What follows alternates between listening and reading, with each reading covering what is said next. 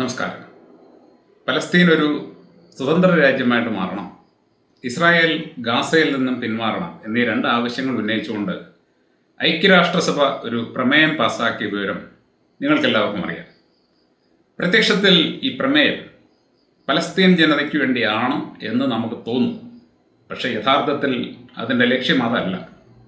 അതിൻ്റെ ലക്ഷ്യം ഇസ്രായേലിനെ രക്ഷപ്പെടുത്തുക, ഇസ്രായേലിനെ സഹായിക്കുക എന്നത് തന്നെയാണ്. അതിൻ്റെ ഫലം, അതായത് അവരുണ്ടാക്കിയ പ്രമേയത്തിൻ്റെ ഫലം പലസ്തീൻ ജനതയ്ക്ക് ഗുണം ചെയ്യുമെങ്കിലും ഇപ്പോൾ അവരിങ്ങനെ ഒരു പ്രമേയമായിട്ട് വന്നത് ചില പ്രത്യേക സാഹചര്യങ്ങൾ മൂലമാണ്. ഇസ്രായേൽ ഇപ്പോൾ യുദ്ധം ചെയ്ത് തളർന്നു നിൽക്കുന്ന ഒരു അവസ്ഥയിലാണ് ഉള്ളത്. നിങ്ങൾ പത്രങ്ങളിൽ കാണുന്ന വാർത്തകളൊന്നും വിശ്വസിക്കേണ്ട. പത്രങ്ങളിൽ വരുന്ന വാർത്തകളൊക്കെ പെയ്ഡ് ന്യൂസാണ്, പണം കൊടുത്ത് എഴുതിപ്പിക്കുന്ന ന്യൂസ്. അത് വായിച്ചാൽ നമുക്ക് യഥാർത്ഥ ചിത്രം കിട്ടില്ല. യഥാർത്ഥ ചിത്രത്തിൽ ഇസ്രായേലിൻ്റെ സാമ്പത്തിക ഘടന തകർന്നുടഞ്ഞു കിടക്കുകയാണ്. അതുപോലെ തന്നെ ഇസ്രായേലിൻ്റെ പട്ടാളക്കാർ കടുത്ത മാനസിക സമ്മർദ്ദത്തിലൂടെ കടന്നു പോയിക്കൊണ്ടിരിക്കുകയാണ്. യുദ്ധം ചെയ്യാൻ ശേഷിയില്ലാത്ത ഒരു വിഭാഗമായിട്ട് അവർ മാറിയിരിക്കുകയാണ്. ഒരുപാട് സൈനികർ ആത്മഹത്യ ചെയ്തു, ഒരുപാട് പേർ ആത്മഹത്യയുടെ വക്കിലാണ്. ആയിരക്കണക്കിന് പട്ടാളക്കാർ മാനസികാരോഗ്യം നശിച്ച് മാനസിക രോഗമുള്ളവരായിട്ട് ചികിത്സ തേടിക്കൊണ്ടിരിക്കുകയാണ്. അതുകൂടാതെ ഇസ്രായേലി പൗരന്മാർ ഗതികെട്ടിരിക്കുകയായിരുന്നു. ഹിസ്ബുള്ളയുടെ നിരന്തരമായിട്ടുള്ള ആക്രമണം മൂലം സ്വന്തം രാജ്യത്ത് സമാധാനത്തോടെ ജീവിക്കാൻ പറ്റാത്ത ഒരവസ്ഥയിലായിരുന്നു ഇസ്രായേലി പൗരന്മാർ. ഇതിനെല്ലാം ഒരു പര്യവസാനം വേണം എന്നവർക്ക് തോന്നിയത് ഇവർ ഗാസയിലേക്ക് കയറിക്കൂടിയത് എന്തിനാണോ ആ ലക്ഷ്യം നിറവേറാൻ പോകുന്നില്ല എന്നുള്ള തിരിച്ചറിവ് ഉണ്ടായതുകൊണ്ടാണ്. ഗാസയിലേക്ക് ഇസ്രായേൽ കയറിയത് ഹമാസിനെ ഇല്ലാതാക്കാനാണെന്നാണ് എല്ലാവരും വിശ്വസിക്കുന്നത്. പക്ഷേ ഹമാസിനെ ഇല്ലാതാക്കാനല്ല ഇസ്രായേൽ അങ്ങോട്ട് പോയത്. അങ്ങനെ ഒരു ലക്ഷ്യം അവർക്കുണ്ടായിരുന്നെങ്കിൽ ഇപ്പോൾ ഹമാസ് ഇല്ലാതാകണമായിരുന്നു. പക്ഷേ ഹമാസ് അവിടെ തന്നെയുണ്ട്. ഇപ്പോഴും ഖത്തറിൽ ഹമാസിൻ്റെ ആൾക്കാരും ഇസ്രായേലിലെ പ്രതിനിധികളും തമ്മിലൊക്കെ ചർച്ച നടക്കുന്നുണ്ട്. അപ്പോൾ ഹമാസിൻ്റെ ഒരു പോറലും സംഭവിച്ചിട്ടില്ല. ഒന്നോ രണ്ടോ നേതാക്കൾ മരിച്ചു എന്ന് പറഞ്ഞു കഴിഞ്ഞാൽ അതൊക്കെ യുദ്ധത്തിൻ്റെ ഭാഗമാണ്. അതുകൊണ്ടൊന്നും ഒരു കാര്യവുമില്ല.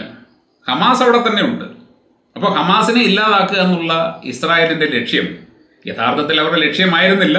പക്ഷേ അതൊരിക്കലും നടന്നിട്ടില്ല, നടക്കാൻ പോകുന്നില്ല. അവരുടെ യഥാർത്ഥ ലക്ഷ്യം ഞാൻ നിങ്ങളോട് നേരത്തെ പറഞ്ഞതാണ്. ഗാസ സ്വന്തമാക്കി അവിടുത്തെ പ്രകൃതിവാതക സമ്പത്ത് ഊറ്റിയെടുത്ത് യൂറോപ്പിലേക്ക് സപ്ലൈ ചെയ്യുക. ഉക്രൈൻ റഷ്യ യുദ്ധം വന്നപ്പോൾ റഷ്യയുടെ മേൽ ഉപരോധം വരികയും റഷ്യ സപ്ലൈ ചെയ്തുകൊണ്ടിരുന്ന വിശാലമായ യൂറോപ്യൻ മാർക്കറ്റ് അമേരിക്കയുടെയും ഇസ്രായേലിൻ്റെയും ഒക്കെ കൈകളിലേക്ക് ചെല്ലുകയും ചെയ്തു. പക്ഷേ റഷ്യയെ പോലെ അവർക്ക് സപ്ലൈ ചെയ്യാനുള്ള സാധനം കയ്യിലില്ല. റഷ്യയുടെ വിലയുമായിട്ട് അവർക്ക് മത്സരിക്കാനും സാധിക്കില്ല. അപ്പോൾ ഗാസയിൽ നിന്നുമുള്ള എണ്ണയും പ്രകൃതിവാതകവും തങ്ങൾക്ക് കിട്ടിക്കഴിഞ്ഞാൽ റഷ്യയുമായിട്ട് മത്സരിക്കാൻ സാധിക്കും. അതുപോലെ തന്നെ അവർക്ക് യൂറോപ്പിലേക്ക് വലിയ തോതിൽ തന്നെ യാതൊരു വിഘ്നവുമില്ലാതെ സപ്ലൈ ചെയ്യാനും സാധിക്കും. അതിനുവേണ്ടിയാണ് ഇസ്രായേൽ ഗാസയിലേക്ക് കയറിക്കൂടിയത്. ഗാസ ഇടിച്ചു നിരത്തി തങ്ങൾക്ക് ആ പ്രദേശം സ്വന്തമാക്കിയെടുക്കണം. സ്വന്തമാക്കിയെടുത്തിട്ട് ഗാസ മുനമ്പിലെ എണ്ണയും പ്രകൃതിവാതവും ഊറ്റിയെടുത്ത് യൂറോപ്യൻ മാർക്കറ്റ് സ്വന്തമാക്കണം. എന്നാൽ ഇപ്പോൾ ആ സ്വപ്നത്തിന് മേൽ ശക്തമായ ഒരു തിരിച്ചടിയായിട്ട് വന്നത് ട്രംപിൻ്റെ തിരഞ്ഞെടുപ്പ് ജയമാണ്. ട്രംപ് അധികാരത്തിൽ വന്നപ്പോൾ പറഞ്ഞ ഒന്ന് രണ്ട് കാര്യങ്ങൾ നിങ്ങൾ ശ്രദ്ധിച്ചു കാണും. അതിലൊന്നാമത്തെ കാര്യം, ഞാൻ ലോക നിയന്ത്രണത്തിനൊന്നും വലിയ പ്രാധാന്യം കൊടുക്കാൻ പോകുന്നില്ല. അമേരിക്ക രക്ഷപ്പെടണം. അമേരിക്കയിൽ ഇപ്പോൾ ഒരുപാട് പ്രശ്നങ്ങളുണ്ട്. അമേരിക്കയിൽ സാമ്പത്തികമായിട്ടുള്ള പ്രശ്നങ്ങളുണ്ട്, ആൾക്കാരുടെ ആരോഗ്യത്തിന് കാര്യമായ പ്രശ്നങ്ങളുണ്ട്, ഒരുപാട് വിഷയങ്ങൾ അമേരിക്കയുടെ ഉള്ളിലുണ്ട്. അപ്പോൾ അതെല്ലാം ഒന്ന് ശരിയാക്കി അമേരിക്ക റെഡിയാക്കി എടുക്കുക, അമേരിക്കൻ ജനതയുടെ ആരോഗ്യം വീണ്ടെടുക്കുക, അവരെ കബളിപ്പിച്ചുകൊണ്ടിരിക്കുന്ന മരുന്ന് മാഫിയകളുടെ പക്കൽ നിന്നും അവരെ രക്ഷപ്പെടുത്തുക. അതുപോലെ തന്നെ അമേരിക്കയുടെ പണം എടുത്ത് പുറത്തുള്ള രാജ്യങ്ങൾക്ക് കൊടുത്ത് യാതൊരു വിധമായിട്ടുള്ള നേട്ടവും അമേരിക്ക ഉണ്ടാക്കാൻ ആഗ്രഹിക്കുന്നില്ല. ആദ്യം അമേരിക്ക രക്ഷപ്പെടുക, അമേരിക്കയുടെ നഷ്ടപ്പെട്ട പ്രതാപം വീണ്ടെടുക്കുക. പുറത്തുള്ള രാജ്യങ്ങൾ അവരുടെ കാര്യം സ്വന്തമായിട്ട് നോക്കിക്കോണം എന്ന് ട്രംപ് പറഞ്ഞത്. അപ്പോൾ ഉക്രൈനും നെതന്യാഹുവും ഒക്കെ ഇപ്പോഴും അമേരിക്കയുടെ സഹായത്തിലാണ് പിടിച്ചു നിൽക്കുന്നത്. ആ സഹായം നിന്നു കഴിഞ്ഞാൽ അവരുടെ കാര്യം കട്ടപ്പുകയാണ്. പിന്നീട് അവർക്ക് ഹമാസിനോട് പോയിട്ട് ചെറിയ പിള്ളേരോട് പോലും അടിച്ചു നിൽക്കാൻ പറ്റില്ല. അപ്പോൾ അങ്ങനെ ഒരു സാഹചര്യം വരുന്നതിന് മുമ്പ് ഇസ്രായേൽ തടിയൂരണം, തടിയൂരി രക്ഷപ്പെടണം. രണ്ടാമത്തെ സാഹചര്യം എന്ന് പറയുന്നത്, ട്രംപ് ബ്രിക്സ് രാജ്യങ്ങൾക്ക് ഒരു ഭീഷണി നൽകിയ വാർത്ത നിങ്ങൾ വായിച്ചു കാണും. ബ്രിക്സ് രാജ്യങ്ങൾ എന്ന് പറഞ്ഞാൽ നമ്മുടെ India, China, Russia, Brazil, Iran, south Africa, Egypt, UAE തുടങ്ങിയ രാജ്യങ്ങളാണ്. അപ്പോൾ ഈ രാജ്യങ്ങളെല്ലാം കൂടി ചേർന്ന് ഒരു തീരുമാനമെടുത്തിരുന്നു. ഈ അമേരിക്കയുടെ കറൻസിയിൽ ആശ്രയിക്കേണ്ടി വരുന്നത് കൊണ്ട് തങ്ങൾക്ക് ഒരുപാട് പ്രശ്നങ്ങളുണ്ട്. ഇപ്പോൾ റഷ്യയ്ക്കും ഇറാനും ഒക്കെ അമേരിക്കയുടെ ഉപരോധമുണ്ട്. അവർക്ക് US ഡോളർ ഉപയോഗിക്കാൻ പറ്റില്ല. അതുകൊണ്ട് തന്നെ അവർക്ക് അന്താരാഷ്ട്ര വ്യാപാരത്തിന് വലിയ ബുദ്ധിമുട്ടുണ്ടാകുന്നുണ്ട്. അപ്പോൾ ആ ബുദ്ധിമുട്ടിനെ മറികടക്കാൻ വേണ്ടി നമുക്കൊരു കോമൺ കറൻസി ഉണ്ടാക്കാം എന്നീ രാജ്യങ്ങൾ തീരുമാനിച്ചു. ഡോളറിന് പകരം മറ്റൊരു കറൻസി. അങ്ങനെ ഒരു കറൻസി വന്നു കഴിഞ്ഞാൽ, ആ കറൻസി പ്രാബല്യത്തിലായി കഴിഞ്ഞാൽ അതുമൂലം ആർക്കായിരിക്കും ഏറ്റവും വലിയ നഷ്ടമുണ്ടാകുക? അമേരിക്കയ്ക്ക് തന്നെ. കാരണം ഡോളർ ഉപയോഗിക്കേണ്ടിടത്ത് ഈ കറൻസി ഉപയോഗിക്കപ്പെടും. അങ്ങനെ വന്നു കഴിഞ്ഞാൽ വലിയ തോതിൽ അമേരിക്കയ്ക്ക് സാമ്പത്തിക നഷ്ടമുണ്ടാകും. മാത്രമല്ല, അമേരിക്കയുടെ കറൻസി ഡൊമിനൻസ്, അമേരിക്കയുടെ കറൻസിയിലുള്ള ആധിപത്യം ഇല്ലാതാകും.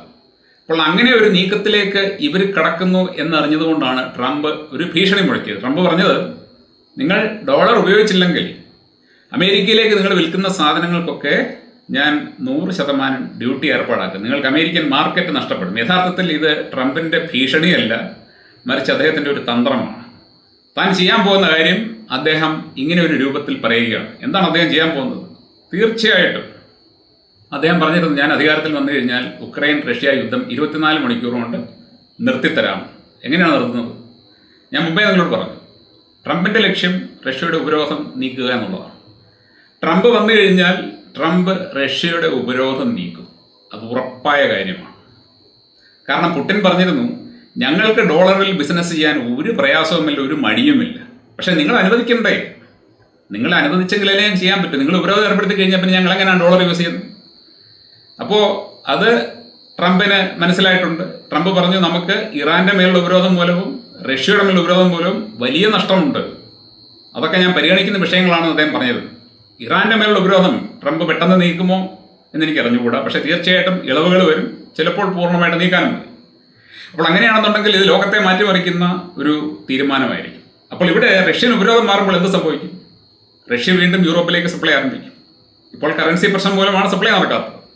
അങ്ങനെ റഷ്യ വീണ്ടും സപ്ലൈ ആരംഭിച്ചു കഴിഞ്ഞാൽ പിന്നെ റഷ്യയുമായിട്ട് ആ കാര്യത്തിൽ മത്സരിക്കാൻ ലോകത്ത് ഒരു രാജ്യത്തിനും പറ്റില്ല. ഒരു രാജ്യത്തിനും റഷ്യ കൊടുക്കുന്ന വിലയ്ക്ക് പ്രകൃതിവാതകമോ എണ്ണയോ യൂറോപ്പിലേക്ക് കൊടുക്കാൻ പറ്റില്ല. അപ്പോൾ അങ്ങനെ വരുമ്പോൾ ഇസ്രായേലിനെ ഗാസയിലേക്ക് പറഞ്ഞു വിട്ട് ഗാസ പിടിച്ചടക്കി അവിടുത്തെ എണ്ണയും പ്രകൃതിവാതകവും ഊറ്റിയെടുത്ത് യൂറോപ്പിലേക്ക് വിൽക്കാമെന്ന് കരുതി മനക്കോട്ട കെട്ടിയവർ അടുപ്പിൽ വെച്ചിരിക്കുന്ന കലം വാങ്ങി വെക്കേണ്ട അവസ്ഥയിലെത്തി നിൽക്കുകയാണ്. അപ്പോൾ ഇങ്ങനെ മൊത്തത്തിൽ പരാജയപ്പെട്ട് നിൽക്കുന്ന ഇസ്രായേൽ, അതായത് ഹമാസിനെ ഇല്ലാതാക്കുമെന്ന് പറഞ്ഞു, അത് അവരെ കൊണ്ട് നടക്കുന്ന കാര്യമില്ല. ഹിസ്ബുള്ളയെ തോൽപ്പിക്കാൻ പോയി, അവസാനം ഹിസ്ബുള്ളയിൽ നിന്ന് രക്ഷപ്പെടാൻ വേണ്ടി അവരൊരു ഉടമ്പടിയിൽ ഒപ്പുവെച്ചു. കാര്യം ഇസ്രായേലിലെ ആൾക്കാർക്ക് ഹിസ്ബുള്ളയുടെ ആക്രമണം മൂലം അവിടെ തന്നെ ജീവിക്കാൻ വയ്യാത്ത അവസ്ഥ.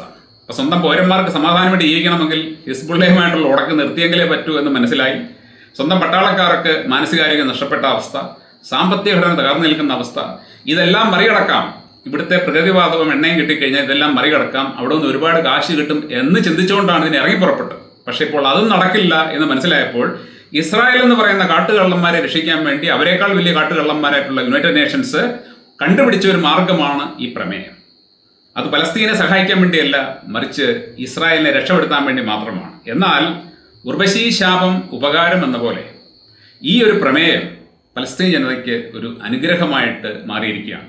കാരണം അവരാവശ്യപ്പെട്ടതാണ് ഇപ്പോൾ ഈ പ്രമേയത്തിലുള്ളത്. ഇസ്രായേലിനെ സഹായിക്കാൻ വേണ്ടിയാണ് അവന്മാരിത് ചെയ്തതെങ്കിലും, കാര്യം ഞാനിത് പറയുന്നത്, ഈ ഇസ്രായേൽ എന്ന് പറയുന്ന രാജ്യത്തെ ഉണ്ടാക്കി വെച്ചത് യുണൈറ്റഡ് നേഷൻസ് ആണ്. നിങ്ങൾ പലസ്തീൻ്റെ പഴയ മാപ്പും ഇപ്പോഴത്തെ മാപ്പും നോക്കിക്കഴിഞ്ഞാൽ നിങ്ങൾക്ക് മനസ്സിലാവും. ഇസ്രായേലികളെ അവിടെ സ്വീകരിച്ച് അവിടെ താമസിക്കാൻ അനുവദിച്ച പലസ്തീനികളെ അന്ന് മുതൽ ദ്രോഹിച്ച് അവരുടെ സ്ഥലം പിടിച്ചെടുത്ത് ഇപ്പോൾ നിഷ്കരണം അവിടുത്തെ പാവങ്ങളെ ഈ പണത്തിന് വേണ്ടി കൊലപ്പെടുത്തുന്ന ഈ വൃത്തികെട്ട രാജ്യത്തെ സഹായിക്കാൻ മാത്രമേ UN ശ്രമിക്കുകയുള്ളൂ.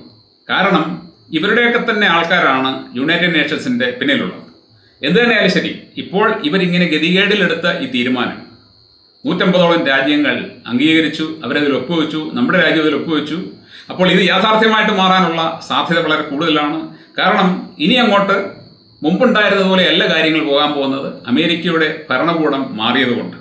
അപ്പോൾ നിങ്ങൾ തിരിച്ചറിയണം, UN-ന്റെ ലക്ഷ്യം പലസ്തീൻ ജനതയുടെ വിമോചനമോ പലസ്തീൻ എന്ന് പറയുന്ന സ്വതന്ത്ര രാജ്യമോ ഒന്നുമല്ല, മറിച്ച് ഇസ്രായേലിൻ്റെ തടി രക്ഷിക്കുക എന്നത് മാത്രമാണ്. പക്ഷേ അത് പലസ്തീന് ഗുണമായിട്ട് മാറാൻ പോകുന്നു എന്ന് മാത്രം. Thank you.